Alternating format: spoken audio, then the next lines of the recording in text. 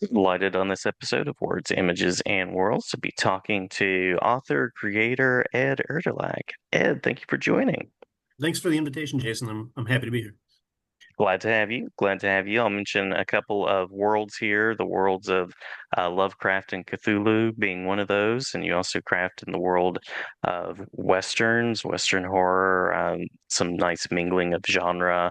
13th is another book of yours, and this one has a long title, so let me make sure I read this. Rainbringer, Zora Neale Hurston against the Lovecraftian mythos. So quite prolific, a nice range of, I believe, 16 or 17 works out there.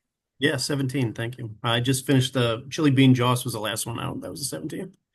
It's a weird Nice, Western nice. wuxia, like Kung Fu kind of mystic Kung Fu, weird Western kind of mashup thing. Nice. It sounds like you are a person of wide-ranging fandom as well to get these inspirations into your work. Yeah, for certain. All over the place. Comics, movies, obviously books. Starting way back, probably with Marvel Comics and stuff. Werewolf by Night was my first intro. Before I could read, I was like looking at a Werewolf by Night comic and kind of making up, what was in the bubbles and stuff and everything. Superman versus Muhammad Ali, that kind of thing. Oh, nice, nice. Yeah. That was also the book that introduced the world to Moon Knight, which is one of my favorite Yes, characters first from the appearance Marvel of Moon Knight. universe. That's the only first appearance comic I have. I got the whole run of Werewolf by Night, and yeah, first appearance of Moon Knight's in there, number 20 something, I think. Yeah, good stuff. Yeah. Yeah, definitely. Was that what connected you to writing, sort of encountering these stories this way? Yeah, to begin with, I think the two books that really inspired me the most to write when I was a kid. I mean, I read a lot of kid books and stuff. I liked the Bunnicula novels. What was his name? Howe, James Howe, I think, and his wife. Yeah, wrote these vampire bunny stories with the cat. It was like a Van Helsing character trying to convince the dog Hmm. always that the bunny was a, a vampire. But it was Call of the Wild was read to me in like seventh grade or something by a teacher, and I was like, "Wow, this is amazing." And then it was it was the novelization of Friday the 13th Part 6, Jason Lives by Simon Hawke. I read it in like a day or something and didn't know that a book could be that just kind of grisly and out there and radical and stuff. And uh, Robert E. Howard was a big influence early on, and then I got into King and I got into Cormac McCarthy and Richard Matheson and stuff like that. Nice, nice. A lot of good names there. And I also enjoy movie novelizations. Max Allan Collins has been on, as well as Steve Perry, because those were just magic. It's great to kind of visit that time of getting to read the story, then seeing the movie and kind of see what's there and what's not, and the outlandishness of it. Yeah, because it's sometimes based on the original script, and you get things that aren't in the movie, it turns out, because they get made like concurrently or something like that. And I couldn't watch rated R movies when I was a kid, so I would read like Alan Dean Foster's Alien and Aliens and Predator and stuff like Hmm. that, and visualize the movie, like see it later and stuff. So Yeah, yeah. Now, across your work, how has your process changed? How have you grown, and what have you learned as a writer? my process has always kind of been I read Stephen King's On Writing, so he was like about his regimen was to write 6 hours a day or something like that, or 8 hours a day.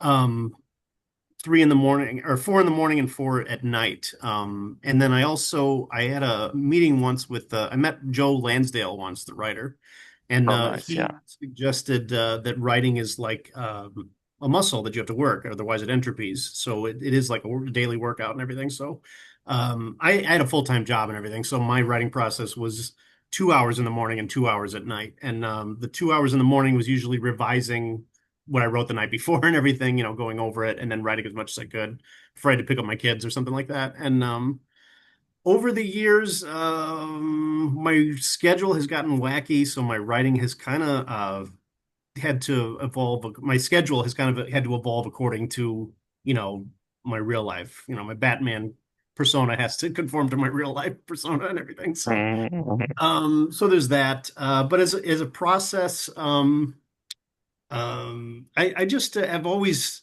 taken reading as a or writing as a as a learning experience. Everything I work on, I try to push the genre I'm in, or the historical like area, or the people I'm writing about, the era, that kind of thing, so that I learn as I'm writing. It just makes it more interesting and fulfilling at the end, because you like I did a couple of books that were set in the 70s in New York, and I did a deep dive into like the Summer of Sam in the 1970s New York, everything from like subways and the Christopher Street gay culture, and like up to who was playing for the Yankees, and all that kind of stuff. Like because I try to get as immersive as I can. And so it's a learning experience for me. And so the adage of write what you know has kind of been for me, write what you know you love. So if I start reading about stuff like histories and I get an interest, it just naturally starts springing up stories in my mind. And I try not to limit myself to I'm only I'm a kid from the suburbs, so like it would be very limiting if I only wrote, what I knew. So as I've gone along, yeah, it's just my writing interests have changed according to my regular daily interests and stuff. Nice. So I'll mine some of the old stuff, for content, but it's just whatever I'm into at the moment. Yeah, like the Concord novels, the 70s kind of occult detective in Harlem novels were like blaxploitation, because I was into blaxploitation horror at the time and stuff, Blackula and Sugar Hill and stuff like that. And I also saw, let's see, Netflix did a show by Baz Luhrmann about the early days of hip hop called the Get Down, and so the whole thing Uh-huh. sprang from the Get Down and everything, and Macabre Rider, came from watching in my neighborhood where I lived at the time, just Orthodox men on their way to like temple and stuff, and just wondering about their culture and why they got to wear those kick-ass outfits, on the street and Uh-huh. everything. So yeah, it's just it's the evolution of it is just according to my interests, honestly. Like, and as I grow, I try to learn more every day, and the more I learn, the more I want to write about, basically. Uh-huh. Is there a particular area that you're curious about right now, or a particular creative spark or research area that you're wanting to dig into further or again? I've done some short stories set in ancient Rome during Hadrian's time, and I'm Mm. playing around with the life of Apollonius of Tyana I just read, and it's about this wonder worker in early, around the same time as Jesus. And he went around just kind of he was was a philosopher and wonder worker and all this stuff, and he like debated Nero and everything, and he had this apprentice, Damus of Nineveh, and I've been kind of doing playing around with like expanding these stories of this Damus of Nineveh character after the death of Apollonius, and what he has adventures, of his own and everything during Hadrian's time. And there's a little bit of Cthulhu in there. There's some uh ancient Roman like folklore and stuff like that. And so I'm kind of playing around with that right now. I'm thinking about turning that into a bigger book, basically. There's like three stories I've done. I want to do maybe three more and fill up a book, expand them, a novella, something like that. Uh, yeah, that's kind of my interest right now is Apollonius of Diana. That's what I've been reading a lot about. Now, I teach English by day when I'm not podcasting, which I guess is kind of my Batman at night Okay. gig. So curious about how Zora Neale Hurston made her way into your work. I first encountered Zora in a creative writing class when I was going to film school. I took a creative writing course, and we read "Their Eyes Were Watching God," and her her her method of writing, like vernacular and everything, just always appealed to me. When I was a kid, and this is going to come off sounding a little weird and everything, but when I was a kid, my favorite stories were the Uncle Remus stories, the originals and everything. I loved Mhm. hearing that the cadence of speech and everything, and my mom was embarrassed as hell reading it to me and everything, but I love that whole African American cadence of speech and everything, and so her novel really resonated with me and everything in school. But years later, I was researching like Haitian voodoo or something for some other story, and learned about her career as an ethnologist. or ethnographer, I mean, traveling to Mhm. Haiti to study, Vodun and traveling through the South on her own in a car with a packing a pistol, going to the like lumber camps and stuff, and learning about hoodoo. And she was actually initiated into hoodoo by this Doc Luke Turner in New Orleans. She spent like a day and a night naked on a couch draped in snakeskin and all this, and being initiated. And Rainbringer was actually her name given to her by her spiritual patron and everything that she communed with and all this. So uh, all that, she had just a fascinating career. She went to South America looking for a lost city. I mean, all kinds of crazy stuff. And this was this prolific playwright who rubbed elbows with Langston Hughes and until they had a falling out. And uh, I think of Vanderbilt and Orson Welles, and she's really a fascinating person. I just fell in love with her writing, and I really fell in love with her ethnographic work because she tells it in kind of the same manner. She just straight up records conversations of people in these lumber camps and at these like juke joints and stuff. And I don't know, I just loved her writing, loved her biography. Yeah, just fell in love with her basically, to the point where like a couple of years while I was researching that book, I found a recording that she made. She's actually the first African American female filmmaker.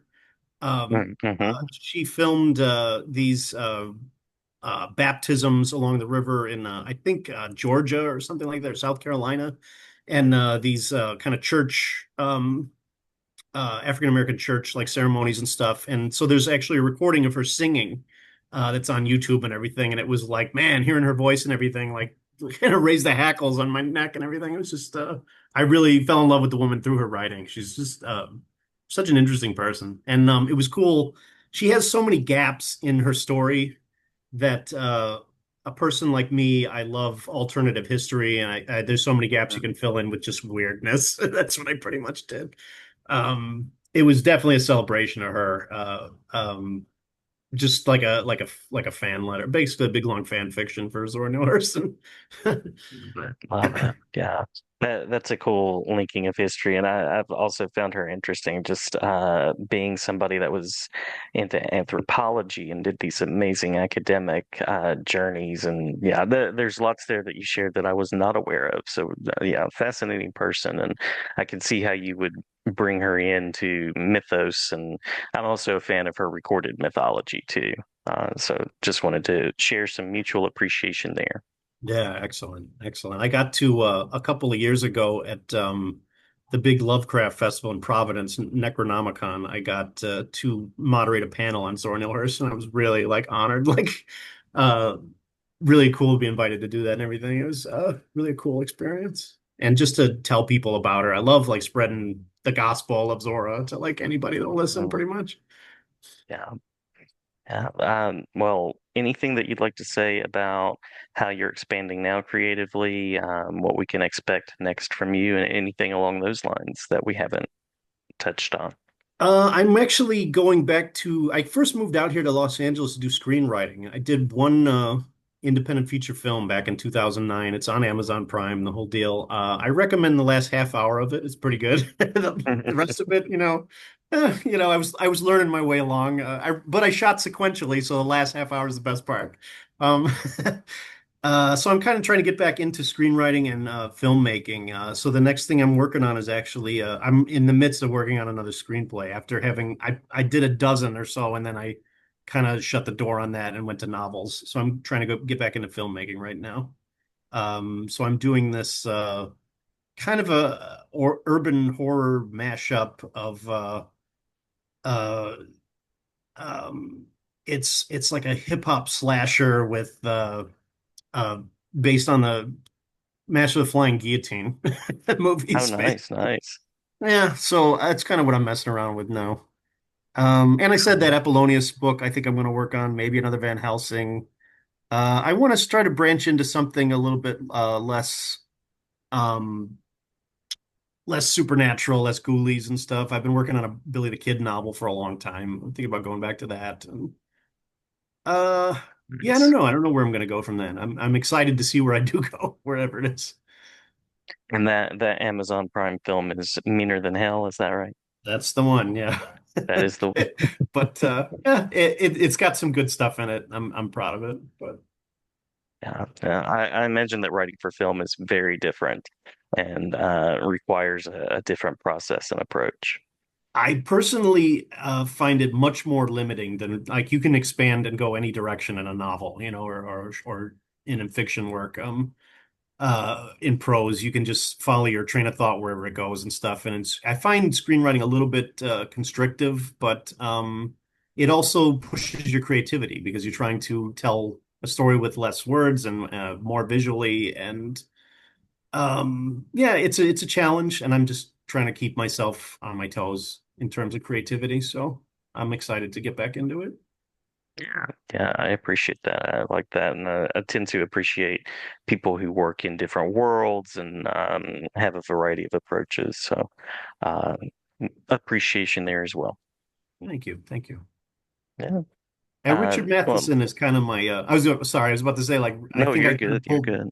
I pulled that inspiration for from Richard Matheson's career. He had such a diverse career. He was winning like Spur Awards, in the Western genre, and he was winning he's writing for Twilight Zone and he did a great World War II novel about his own experiences called The Beardless Warriors. I really recommend. Uh and all the horror, of course, like Shrinking Man and oh my gosh, it's the Afterlife one that they made with the movie with Robin Williams. What Dreams May Come. Stir of Wonderful. Echoes. Yeah. Yeah, hmm great stuff. Stir of Echoes, yeah, with Kevin Bacon. Great book there. I'm looking right at I got the cover art for what's the last vampire one? Uh, Last I Man Am on Earth must Legend. have been some price. I Am Legend. Yeah, yeah. Yeah. I Once you really go appreciate it. Matheson, yeah. Yeah, he goes all over the place. He does everything pretty good. Somewhere in Time, beautiful love story. Somewhere in Time. I mean, yeah, he's really. I aspire to that kind of career of just kind of dipping my toes in everything if I Yeah. can. Yeah. I interviewed Steve Niles, and he was talking about how very kind Richard Matheson was too. I was glad to hear that. That was a meet your hero kind of story because evidently Richard Matheson helped him in some parts of his early career too. That's cool. I went to the first Stoker Con I ever went to. I think it was in Salt Lake City. They voted for the best vampire novel of the century or something. And he was aged at that time and he had to like zoom in or whatever they called it back then.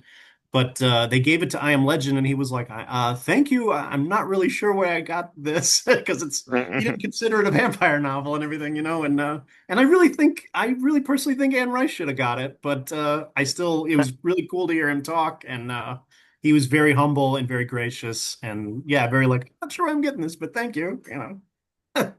Yeah.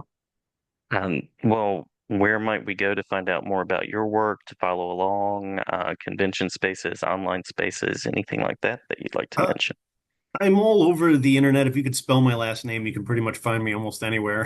TikTok, Instagram, Facebook. I have a blog, Delirium Tremens. It's not that I'm a drunk. It's the city from the Macabre Rider stories and everything in Arizona, Delirium Tremens, Arizona. So that's on WordPress. You can find me there. I'm always talking about myself and stuff I like on all those spaces and everything. And yeah, I think I'm going to the LA Vintage Paperback Show in March over here in Glendale. That's the next place I'll be. I want to try to go back to Providence for Necronomicon again, and I want to start doing more cons and things. But that's all I got on the roadmap right now. Cool, cool. Well, I greatly appreciate the talk. Did we miss anything that you want to make sure to include before we close out? I don't think so. No, I'm good. My latest book, my 17th novel, Chili Bean Joss, is out wherever you get your books online. It's about a put upon Chinese ranch cook in 1880s Arizona who finds a 3,000-year-old sentient ginseng chained up in a antique store, and the ginseng begs him for help, and Nice. shenanigans ensue. So check that out. Creative, absolutely creative. Thank you. Thank you. Yeah. Well, many thanks, and it's an open channel. Anytime you want to come back to talk about projects, anything that's coming up, prose, film, comics, or anything else.